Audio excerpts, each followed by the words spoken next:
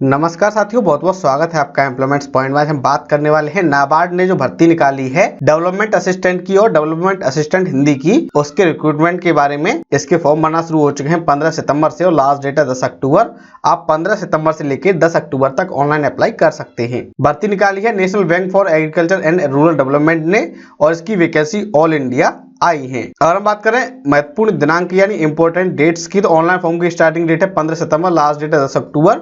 आपका pre exam होगा 6 नवंबर को और मेन एग्जाम की डेट बाद में डिक्लेयर की जाएगी, जो कि आप ऑफिशियल वेबसाइट www.nabard.org पे जाके चेक कर सकते हैं। अब बात कर लेते हैं वैकेंसी की, तो वैकेंसी डिफरेंट स्टेट में डिफरेंट आई है। जैसे आंध्र प्रदेश में 6 आई है, आसाम में 2, बिहार में 2, छत्तीसगढ़ में 3 आई है, गोवा में 1 आई है, गुजरात में 7, हरियाणा में 4, कर्नाटका में 4 आई है, एमपी में 8 आई हैं, महाराष्ट्र में 75 आई हैं। इसके अलावा मणिपुर में 1, नागालैंड में 1, नई दिल्ली में 2, ओडिशा में 4, पंजाब में 5, राजस्थान में 8, तमिलनाडु तेलंगाना में 7, यूपी में 9, 5 आई हैं उत्तराखंड में और 12 आई हैं वेस्ट बंगाल में।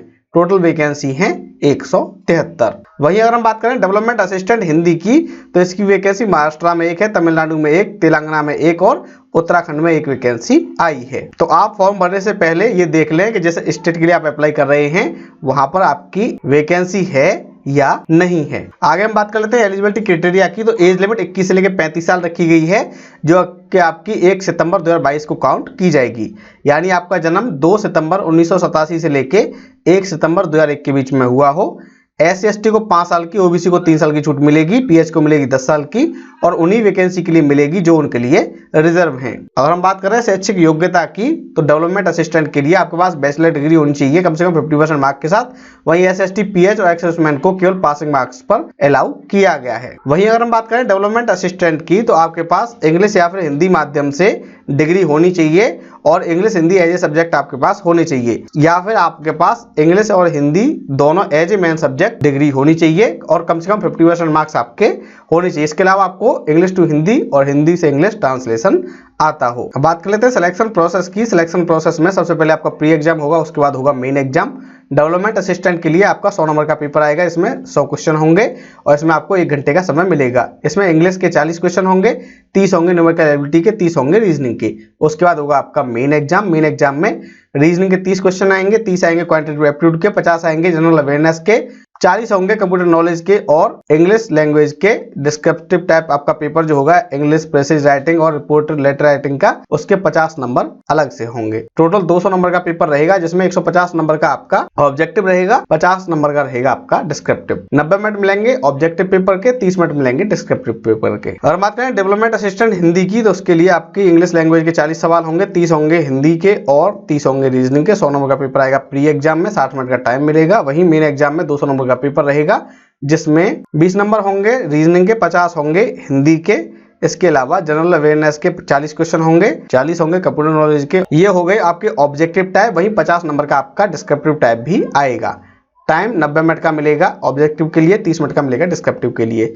इसके बाद आपका लैंग्वेज प्रोफिशिएंसी टेस्ट भी होगा, यानी जिस राज्य के लिए आप अप्लाई कर रहे हैं वहां का आपको लैंग्वेज प्रोफिशिएंसी टेस्ट भी पास करना होगा। पेपर जो है हिंदी इंग्लिश दोनों भाषाओं में आएगा और प्री एग्जाम के बेस पर मैक्सिमम 25 गुना कैंडिडेट को बुलाया जाएगा मेन एग्जाम के लिए। 1/4 की नेगेटिव मार्किंग रहने वाली है ऑब्जेक्टिव पेपर में, डिस्क्रिप्टिव में ये नहीं रहती है। अगर हम बात करें सिलेक्शन प्रोसेस की, तो आपकी स्टेट वाइज मेरिट लिस्ट बनेगी, उसी में आपको आना होगा और उसी के बेस पर आपको सेलेक्ट किया जाएगा। एग्जाम सेंटर्स की बात करें तो प्री एग्जाम पूरे भारत में डिफरेंट लोकेशंस पे रहेगा, वहीं मेन एग्जाम जो है वो लिमिटेड जगह पर रहने वाला है। बात कर लेते हैं पे स्केल की, तो आपको 14,650 वाले ग्रेड में शामिल किया जाएगा।